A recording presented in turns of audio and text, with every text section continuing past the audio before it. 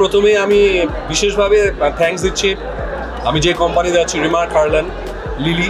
So আমাদের company থেকে এই আয়োজন করেছে দুটো পুরো শো। আমাদের যত স্টাফ আছেন আমরা সবাই মিলে দেখেছি।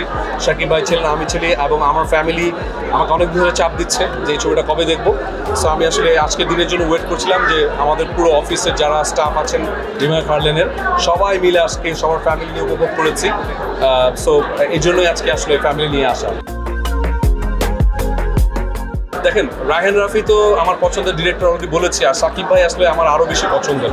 মানে he is not only actor বা মেগাস্টার, এই জন্য না, আমি ওনাকে বড় ভাইয়ের চেয়েও বেশি রেসপেক্ট করি। আর অফিসিয়াল কারণে এখন আমাদের অ্যাটলিস্ট সপ্তাহে 3-4 দিন এমনিতেই দেখা হয়। মানে আমাদের অফিসিয়াল কারণে আমরা প্রতিদিন আমরা অফিস করি যেহেতু, সো আমাদের প্রায় সপ্তাহে 3-4 দিন দেখা হয়।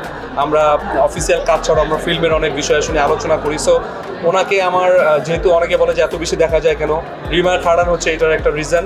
ভবিষ্যতে আরও বেশি দেখা যাবে একসাথে। আমরা একসাথে ফিল্মও করেছি, এখন অফিসও করছি, ভবিষ্যতে আরও ফিল্মও দেখা যেতে পারে। শাকিব ভাই আসলে মাল্টি জিনিয়াস। উনি যত দিন যাচ্ছে উনি অন্য লেভেলের একজন অ্যাক্টর হচ্ছে। এবং মানে আমার কাছে মনে হয় যে আজকে তুফান দেখে আমার যেই অনুভূতি হলো, বাংলাদেশে আসলে এত ইন্টারন্যাশনাল লেভেলে যে ছবি হতে পারে সেটা রায়হান রাফি এবং শাকিব ভাই, আলফা আই, SBF সবাই আসলে প্রুফ করে দিল। আসলে